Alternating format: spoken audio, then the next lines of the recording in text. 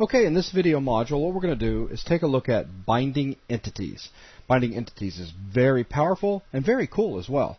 So what is it? Well, it's just simply taking one object and binding it to another. For any of you out there watching this video that's familiar with 3D applications, it's basically parenting, to where the entity that we bind to becomes the parent entity, and the entity that we bound has the child, basically. It's just one way of looking at it.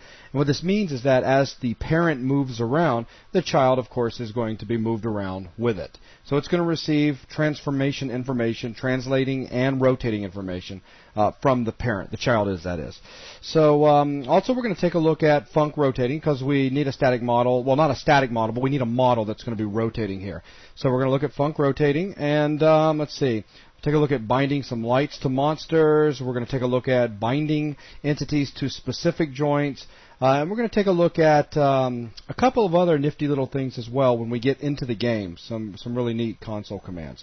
So with that, Logan, let's go ahead and get started with just some very simple binding. Okay, and well, the first thing we want really is a moving object that we can bind to. Okay. So to add that object, I'll right-click in the top view, go down to Func, and grab a Func Rotating, which at the moment is drawing as a simple brush. What I'm going to do is change this over to a more interesting model. So we'll go down to the Entity tab, go to Model, and from the list, let's see. Under Map Objects, let's look around and find the Lab category, and under Lab, grab the, let's see, Loading Platform folder, and under that we have a Loading Platform model. I'll hit OK, and there we go. Now we're using that model for our func rotating. So right now, if we jumped into the game, this model would indeed be rotating. Right, we see this whole loading platform rotating in game. So I'm going to move it down a little bit in Z just so it's resting on the floor. Okay, so now what you want to do is go ahead and bring in a func static, just a static model that we can sit on top of that and use that to kind of demo the whole idea of taking one entity and binding it to another. Right, so what I'll do is I'll deselect this one, and somewhere around it I'll right-click and say New Model, which will let us grab a model for the func static. And let me scroll back up to Map Objects, Base, MISIC, and there we have Fire Extinguisher. So I'll hit OK, and there we have the Fire Extinguisher model. I'll move it over so that it's resting on maybe one corner of the platform. I'm also going to switch over to a front view so that I can go and actually move this up and make it look like it's resting on the platform. To do that, I'll need to lower my grid down to 1, so I'll hit the 1 key and position it so it's resting flat on the func rotating. I'll hit 4 to set the grid back and switch back to a top view. So there we have a func static placed on top of the func rotating. But at the moment, it's not actually bound to that rotating model, so that if we were to go into game, we'd see the one model rotating, but the fire extinguisher would just kind of appear to just sit there, almost float, if you will. Right, we've just added the model. We haven't associated it with the func rotating in any way. Let's just take a look at it. Let's go into game. Alright, well, let me save the map out. Hit F2 to bring the game up, and I'll type map bind, because that's what I called this map. So give it a second to load, and well, there we go. We have a rotating platform, and the func static is just kind of floating there in space. Alright, so now onto the fun stuff. How do we actually get this guy to move with the rotating platform? Well, it's really pretty simple. We simply set the bind property on the entity that's going to be bound to something else. And, well, of course, we're going to know what we need to bind to. So I'm going to select the rotating platform, go down to Entity, and let me drag this up a little bit. And we can see that its name is func rotating 1, and I'm actually going to click on that so it loads that key value pair down in the edit portion. That way it just keeps you from having to A, memorize the name or the value that's being used for the name parameter, or B, copying it to the clipboard. Right. So with that, I'm going to select the fire extinguisher, and I'm going to add the key value pair bind. So we're saying that we're binding the fire extinguisher to func rotating 1. So I'll hit enter, scroll down a little, and there we go. Binding to func rotating 1. Save the map, and let's see if that's working. So now the fire extinguisher should be receiving translation and rotation information from the rotating model, and it looks like it is. As you can see, it's now appears to just be simply sitting on that rotating model.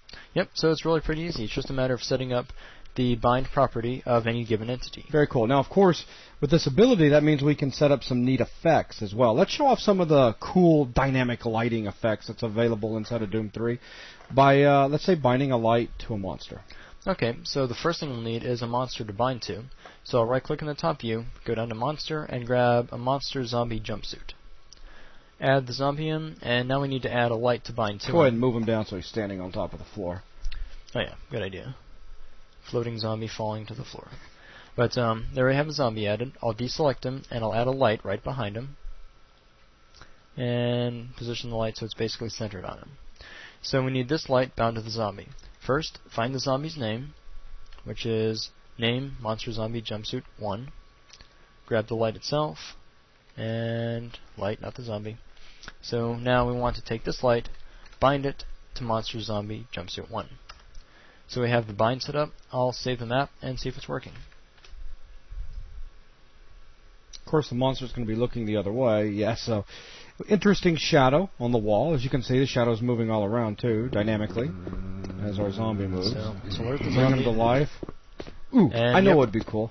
Let's go ahead and jump out of that. Let's take the light, move it around to the front, and kind of low.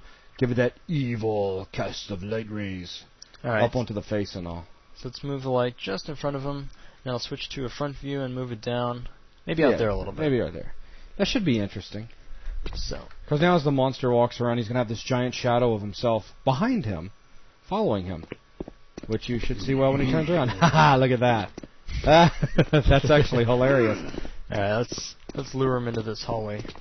See what he looks like. Should look quite funny as the shadow goes on the hallway. Yeah, that is kind of funny looking. It's like something from Halloween now.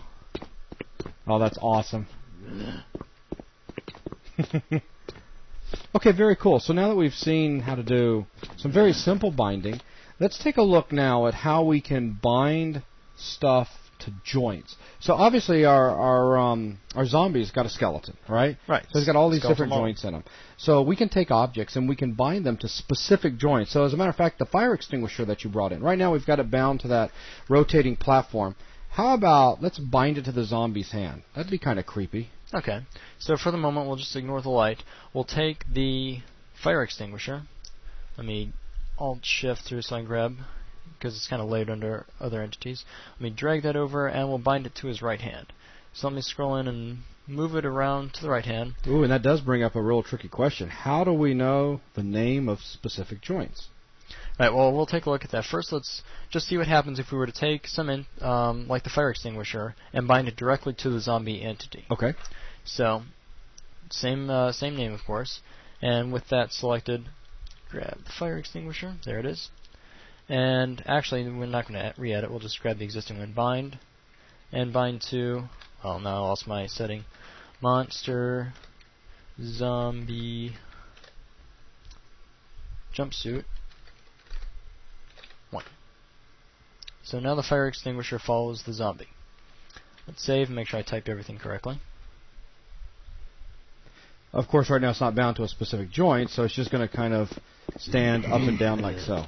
Right. It's basically just looking at that entity as one solid moving object. Right. It's other things that are playing animation and whatnot. It's just bound basically to the center point of that zombie. So go ahead and kill the monsters off. Do you want to go ahead and do it that way before jumping back out so we can show them how to find out what joint's what? Well, we need a ragdoll to do that. So to get to a ragdoll, I'm going to need to turn him Just into a ragdoll. reopen that guy right there. Or yeah, just so it's all clean. So I'll open the bind mount. Now, to actually, well, there's something we can do when working with, in-game, working with entities, and specifically movable entities. We can actually pick up entities in the game and move them around. And this can be very useful to us because it can give us specific information. So the particular command is G_drag entity. And this can be set to 0 or 1. Once you set it to 1 to activate it, then you can drag entities around, set it to 0 to turn it off. But what we're going to do is set up a keybind, which actually toggles G-drag entity on and off. So we're basically going to set it up like it's a tool quickly available for us to pull from our tool belt. So let's bind the H key to toggle G_drag entity. So bind H, toggle G-drag entity. So we set that, and if we hit H, our weapon disappears, and now if we were to click on any entity in the game that's movable, we can actually drag it around. So if I move a little closer, you can actually see the name of what you just grabbed. So drag whatever you want. But what we were trying to get at is how you find different joints within a skeletal model like this zombie. And no matter where we click, it's looking at the entire thing as just one entity. You can't get to any individual parts. Well, we need to turn him into a ragdoll in order to gain access to those parts. Weapon And time. the quickest time to do that is just maybe grab the pistol and then shoot the zombie a few times. There, now he's a ragdoll. I'll hit H to go back into G drag entity mode, and now I can click on any part of him and I grab the joint nearest to where I clicked. You see you're dragging that light around too, because it's still bound. Yep, everything's still bound to him, even though he's now just a ragdoll now. So we're going to let him fall to the floor. So what we were trying to do is take that fire extinguisher and attach it to his hand. And we want to find the bone name. Notice, or if you remember before, when you grab an entity, you can see the name of the entity you're dragging. If you're dragging a ragdoll, you can see the name of the joint you're dragging from. So if I was to go right up to his hand, which is what we're trying to bind to, click on it, the joint in his hand is called R-index 1. That's right. That should be useful. So with that information, we can now quit back into the game and specify exactly what to bind the fire extinguisher to. Go back to the Entity tab, and we see we have the bind set up, and we know that that's working. Now, of course, this is a new key that you're going to add. Right, so the key that I'm going to add is bind to joint. So bind to joint. And this is going to our bind to joint takes into account what you're binding to, and it looks for a certain joint within this entity. Within that entity skeleton. Right. So the actual joint we're binding to, as we saw just a second ago, is R-index 1. So now we're binding directly to his hand. Let me go to a side view real quick, just to make sure that I have it moved up where I want. Just because I'm picky, move it up to there. So there. Have the fire extinguisher set pretty close to his hand. So save the map out. And So it's going to be a new weapon for sure. It'll kind of look that way. You'll notice one interesting thing happens first. This actually changes the zombie's behavior a little bit. But while we can tell right offhand that it is working, this fire extinguisher is actually stuck to his hand, but now he's kind scared of it. He's kind of freaking out. Get it off of me! The problem is that fire extinguisher, as a func static, is still solid. So he thinks he's about to collide with it, and he's trying to find some way to walk around it, which he can't because it always stays in front of him. Get it off! So we need to fix that, and we can do that very easily by going back over to the fire extinguisher's properties, and if we look under some of the examples they give you, you can see we have solid, which is whether or not you can collide with the object, whether or not it's solid. So let's turn that off. Solid 0. So now he's not going to be able to collide with it. Right, so he'll just pretty much ignore it. Exactly. Alert the zombie, and here I come. There, now we can navigate. Check out my groovy fire extinguisher weapon. Ow! Which actually hurts. Yep, and he's not afraid to use the fire extinguisher either. Boom! Boom! Come on, get a good swing in with the fire extinguisher. You can do it. Oh, that was painful. Yep, that hurt. So now let's take the light, just to demonstrate some layered binding.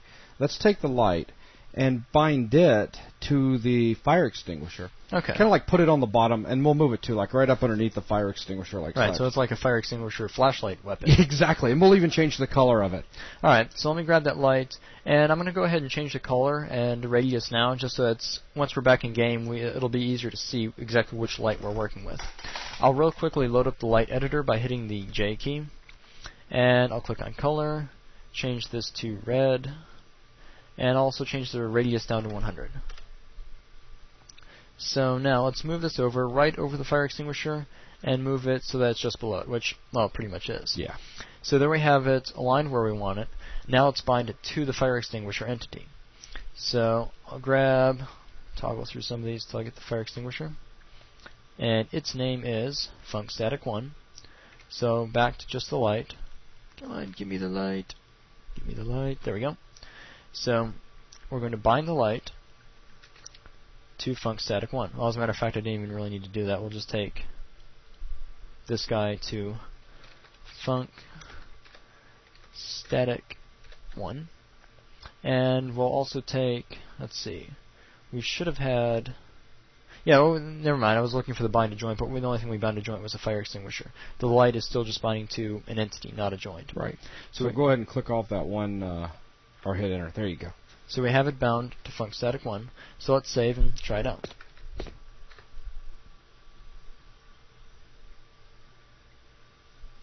Ooh, creepy. Check out my groovy flashlight fire extinguisher that I shall beat you to death with. And it's working. As you can see, we've got layered bindings going on. as our zombie is trying to kill us. Pick him up and... Actually, you know what? Kill him first. Alright, so I'll hit H, jump out of Drag Entity mode, and Just beat us to death with a fire extinguisher. Now drag his butt over to the Funk rotating, so that our rotating model. Actually, I wanted to point out one thing real the quick. light thing. That's just cool. to prove that the light really is connected to one joint. We can grab the joint that the light is closest to, move it around, and you can see we're moving the light. Grab. Well, let me. That's okay. Just fell out of the world, but it's all right. Let's move them back. So there, we can see the light, but we can grab some other joint, move it around all day. No, doesn't affect the light. So we can tell that it is bound to the fire extinguisher, which is bound to a specific joint. Now see if you can throw them on that rotating platform. So let's pick the whole zombie fire extinguisher light thing we've created and drop it right onto the Funk rotating. Excellent. So there you go. They're showing several things. That's actually very cool looking. Kind of mean in a way, too. Alright, so they're showing you several things that all fall up under the topic of binding entities. Hopefully you guys got some cool stuff out of this for sure. And Logan, can you think of anything else? No, I mean that's pretty much all you need to know is set the bind property of one entity to bind it to something else. If you're binding to something skeletal, then use bind to joint. There you go. And that's going to wrap up this lesson.